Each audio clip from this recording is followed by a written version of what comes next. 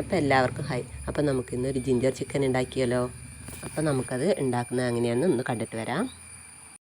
അപ്പോൾ നമ്മൾ അതിന് വേണ്ടിയിട്ട് ആദ്യം അരപ്പാണ് തയ്യാറാക്കുന്നത്. അപ്പോൾ അതിന് വേണ്ട സാധനങ്ങൾ കുറച്ച് ചെറിയുള്ളി, വെളുത്തുള്ളി. നമ്മൾ ഉണ്ടാക്കുന്നത് ജിഞ്ചർ ചിക്കൻ ആയതുകൊണ്ട് ഇഞ്ചി കുറച്ച് കൂടുതലെടുക്കാം. ചെറുതായിട്ടൊന്ന് കട്ട് ചെയ്ത് കൊടുത്തിട്ടാണ് നമ്മൾ ജാറിലേക്ക് ഇടുന്നത്.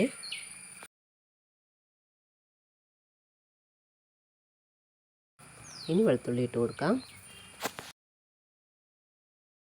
പിന്നെ ചെറിയ ഉള്ളിയും പച്ചമുളകും കൂടി നമുക്ക് ജാറിലേക്ക് ഇട്ട് കൊടുക്കാം.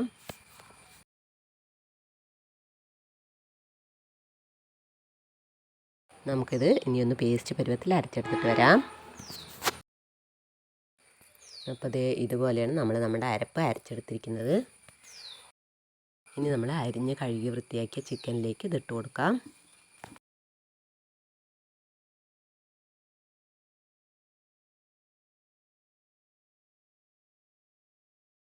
ഇനി നമ്മളിതിലേക്ക് ചേർക്കാൻ പോകുന്നത് 1/4 സ്പൂൺ മഞ്ഞൾപ്പൊടി, 1/2 സ്പൂൺ മല്ലിപ്പൊടി, പിന്നെ പട്ടയും ഗ്രാമ്പും എല്ലാം നമ്മൾ പൊടിച്ച് വെച്ചിട്ടുണ്ട്. അതൊരു 1/4 സ്പൂൺ കൂടി ഇട്ട് കൊടുക്കാം. ഇനി ആവശ്യത്തിന് ഉപ്പ് കൂടി നമുക്ക് ചേർത്ത് കൊടുക്കാം. അതിനുശേഷം കുറച്ച് വെളിച്ചെണ്ണയോ ഓയിലോ എന്തെങ്കിലും തൂവിയിട്ട് നമുക്ക് നന്നായിട്ടൊന്ന് മിക്സ് ചെയ്തെടുക്കാം.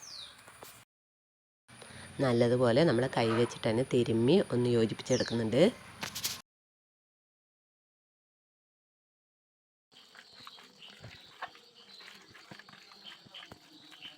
ഇത് തിരുമ്മി യോജിപ്പിച്ചതിന് ശേഷം നമ്മളത് അരമണിക്കൂർ റെസ്റ്റ് എടുക്കാൻ വെക്കുന്നുണ്ട്. ഇതെല്ലാം മസാലകളൊക്കെ ഇതിൽ നന്നായി പിടിക്കാൻ വേണ്ടിയിട്ടാണ്.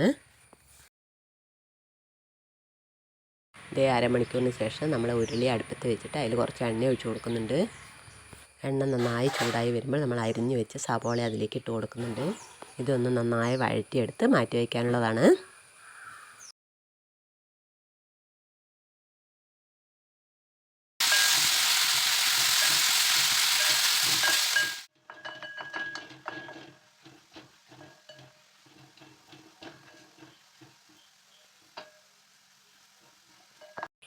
നമ്മളെ ബിരിയാണിയുടെ മുകളിലൊക്കെ ഇടാൻ വേണ്ടി വഴറ്റണ പോലെ ഇതുപോലെ വഴറ്റിയിട്ട് മാറ്റി വയ്ക്കണം.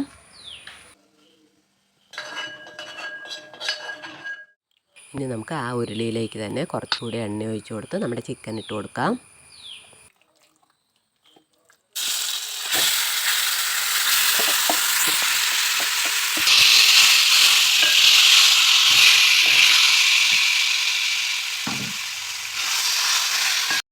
ഇട്ടതിന് ശേഷം നമ്മുടെ ചിക്കൻ നന്നായി ഒന്ന് ഇളക്കി മിക്സ് ചെയ്തെടുക്കണം.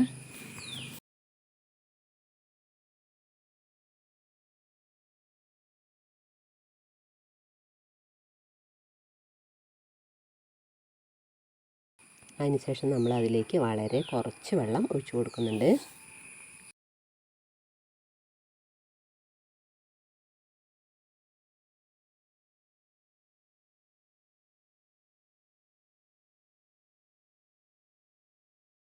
ഇനി നമുക്കിത് ഒന്ന് അടച്ച് വെച്ച് വേവിക്കണം.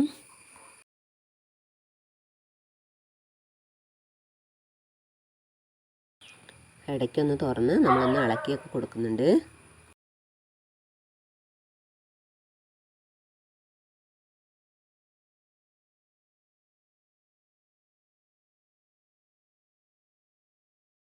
അതിനുശേഷം നമ്മൾ അടച്ച് വെച്ച് തന്നെ വേവിക്കുന്നുണ്ട്. കറി ഒത്തിരി വെള്ളമാവാനും പറ്റില്ല, എന്നാലും അങ്ങനെ വരട്ടിയെടുക്കാനും പറ്റില്ല. ഈ ഒരു പരുവത്തിലായതിനു ശേഷം നമുക്കത് തുറന്ന് ഒന്നുകൂടി ഇളക്കി കൊടുക്കാം. ഇതാണ് ഈ കറിൻ്റെ പാകം. ഇനി നമ്മൾ കുനുകുനാന്നരിഞ്ഞ മല്ലിയില ഇതിന് മുകളിലേക്ക് തൂക്കിക്കൊടുക്കാം. അതിനുശേഷം നമ്മൾ വഴറ്റി റെഡിയാക്കി വെച്ചാൽ നമ്മുടെ സവോള കൂടി ഇതിൻ്റെ മുകളിലേക്ക് തൂവിക്കൊടുക്കാം. അപ്പോൾ ഇത്രയേ ഉള്ളൂ, നമ്മുടെ ജിഞ്ചർ ചിക്കൻ ഇവിടെ റെഡിയായി. ഈ കറി ചപ്പാത്തിൻ്റെ കൂടെയും പൂരിൻ്റെ കൂടെയൊക്കെ കഴിക്കാൻ ഭയങ്കര ടേസ്റ്റാണ്. അപ്പോൾ ട്രൈ ചെയ്ത് നോക്കാനും വീഡിയോ ഇഷ്ടപ്പെട്ടെങ്കിൽ സബ്സ്ക്രൈബ് ചെയ്യാനും മറക്കല്ലേ. കൂട്ടത്തിലെ ബെൽ ബട്ടണും കൂടി ഒന്ന് ക്ലിക്ക് ചെയ്യണേ. അപ്പോൾ നമ്മുടെ റെസിപ്പികളൊക്കെ ഇഷ്ടപ്പെടുന്നുണ്ടെങ്കിൽ കമൻറ്റ് ചെയ്യാനും മറക്കല്ലേ. അപ്പോൾ ഓക്കെ, ബൈ.